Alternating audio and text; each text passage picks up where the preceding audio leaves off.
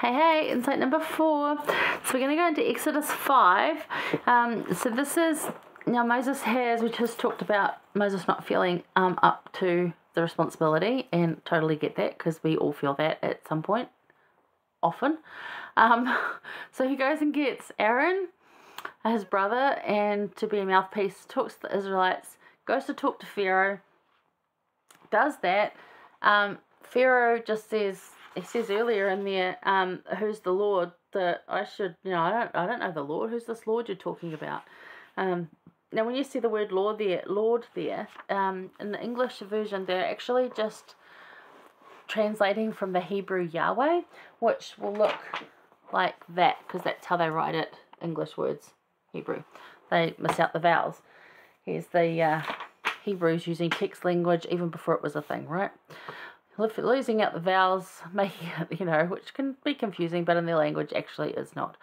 That's how they wrote it. So that was written throughout the scriptures as we see it like that, and it's just replaced in English with the word Lord. That's what you'll see. So the Pharaoh's saying, who is this guy? I don't know this guy, because Pharaoh's been brought up, to look at Ra and whoever else the Egyptian gods are. I usually know quite a few of them, but they've all left my mind right now. So he's not like being disrespectfully rude. He's literally saying, I don't know who this Lord is, who says that I've got to let these people go. Like, what is this? And doesn't. And then, because he sees that the Israelites are still really strong, makes it harder on them. So it actually makes it worse. So in 22 to 23, we hear Moses returning to the Lord. And he says, and Moses returned unto the Lord and said, Lord, wherefore hast thou so evil entreated this people? Why is it that thou hast sent me? Like, what's the point of sending me? It didn't work. For since I came to Pharaoh to speak in thy name, he hath done evil to this people, neither hast thou delivered thy people at all. So, Moses is saying, I did what you wanted me to do, exactly how you wanted me to do it, and it didn't work. So why did you send me? Like, what?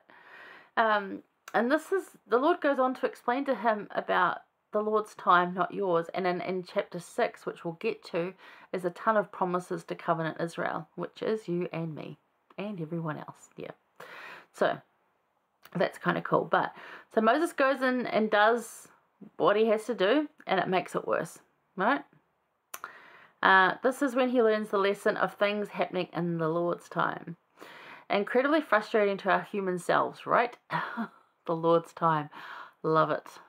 It's like there is no timetable. The Lord knows, and you're desperately waiting for things to happen, and it doesn't, and you're like, the Lord's time. And yet I have seen incredible miracles around the Lord's time. They've entered in. He does it exactly when it's actually needed, not when I think it's needed.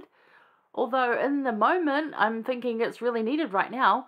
And no, he does it at the exact moment it is actually needed. Sometimes at what you call the 11th hour, 59 seconds, right before the clock goes bang, he comes in and goes, gotcha, saved you. And I have seen this over and over again. Miracles, absolute miracles. So the Lord's time, definitely. But for our human selves, incredibly frustrating. Yet in that middle space, the in-between space there, we're being prepared for the result.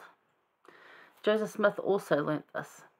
Many scripture people learnt this. Many of our forefathers learnt this. So patience and waiting on the Lord's timing allows growth that we often only see looking back. We won't see it in the moment, we'll see it looking back. And sometimes it can be years and years and years. And it was for the Israelites too. His time is best. Give it a chance and don't give up. Out of Neil A. Maxwell, he said, faith in God includes faith in God's timing. And I think that's a really hard one for a lot of us to process, because we have faith in God. We don't always have faith in God's timing because we can't see the why. We can't see the how. And it's like, but and there's so much more to it. Like, you've got to look at it from a bigger perspective. Like President Nelson, our Prophet Nelson, he says to, not look myopically. Like, don't just look at what's around you. Look eternally. See it from God's point of view. Try, anyway, to see it from God's point of view, because there's so much more going on than your little sphere. And He has got you, and it will be okay in the Lord's time. It's just not our time. Sometimes they coincide, often they do not, and it is frustrating. But don't give up. Keep faith, because it will happen. So yeah, faith in God includes faith in God's timing. I like that.